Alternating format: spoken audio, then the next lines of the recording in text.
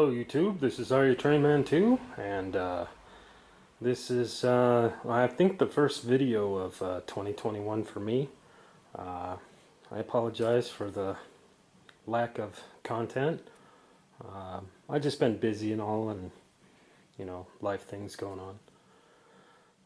But yeah, I want to build a new diorama to take some photos of some of the rolling stock and engines that I will be building up.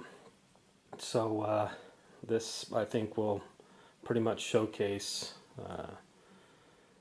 that stuff pretty well. It's basically the same footprint as the diorama that I built on the door a while back, except this will be on 2-inch thick pink foam. It's 2.5 feet wide and the full 8 foot long. It's still relatively lightweight, and it's pretty rigid in the middle still. Of course the dirt's not on there yet, but I'm planning on painting the whole top of the diorama a light tan color, because this will be a diorama for, well, pretty much based off Southern California, but I want to be able to use it with any kind of equipment, so I'm going to be using dirt from outside. I've got a couple of canisters there and a 5-gallon bucket somewhere. I don't know where it is. That has dirt from out back here at the farm. It's a pretty good texture and color of dirt that will be like a universal color for the diorama. As you can see, I got the track down, got it painted. I painted some of the ties, staggered, of course, to try and give it a little bit of ununiformed color. There's no texture on it yet, as per dirt and rust, but there will be. I'll be using AIM weathering powders on it, different shades. I'll show you that later.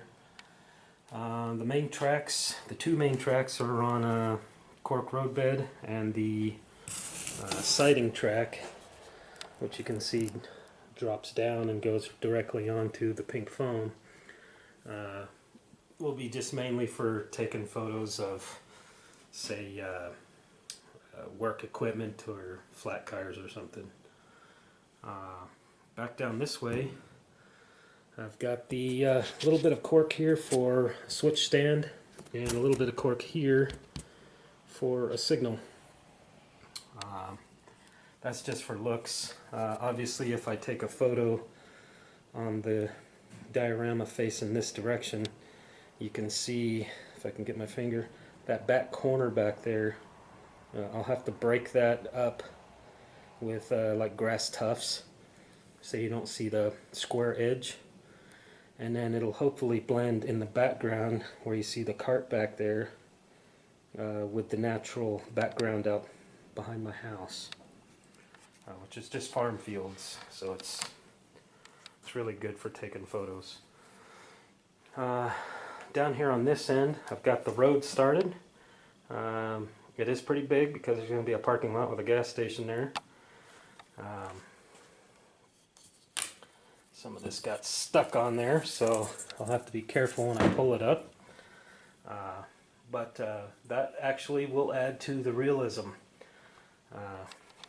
The models shouldn't be perfect, as real life is not perfect. There are patches on roads, every road. I mean, well, I've seen people post on Facebook from places like Minnesota and Illinois. Their potholes are big enough to get a full-size truck stuck in. It's funny, but it's true. There are places like that, and with the patches on the roads, it's not going to be perfect.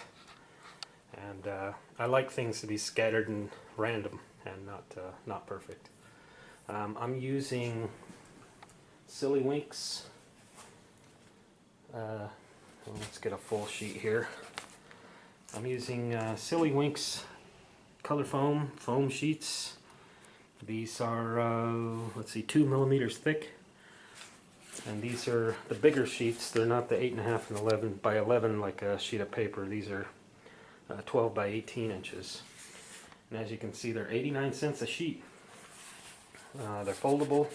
I have multiple videos on my channel about using these. Gray is my favorite color. What I use is I've got a bottle of 50% isopropyl alcohol, and then I put some India ink in there. This is running pretty low, but what I do is I just run the India ink with a rag over the parts where the black asphalt road's going to be, and then I wipe it off, scribe cracks in it with the X-Acto knife. It ends up coming pretty realistic in the end. There's going to be a gray cross in there. I've got a silver utility box going here, and flashers going on either side, and then there will be a road running the full length for vehicles that I model, so I can get vehicles and trains on the diorama. So this is basically part one. You don't really need to see how you lay cork road bed. I just use Elmer's glue with everything. It's pretty simple. I've got a squirt bottle that I can water stuff down with. When I start getting into the actual building process, maybe even showing the concrete parking lots and everything, then that's when I'll do it on video. And when I color the roads and paint them and patch them, I'll be showing that actual on video. So this is a pretty short part one. I'll keep you posted, and probably be sharing some photos of this on my Facebook. If I can remember, I'll post a link to my Facebook page, and if you can't get me to friend you, at least follow me on Facebook, and then you can see some of the photos. Also, I've been having a hard time uploading photos to my Flickr account. I don't know what's going on, but I haven't been able to upload any photos.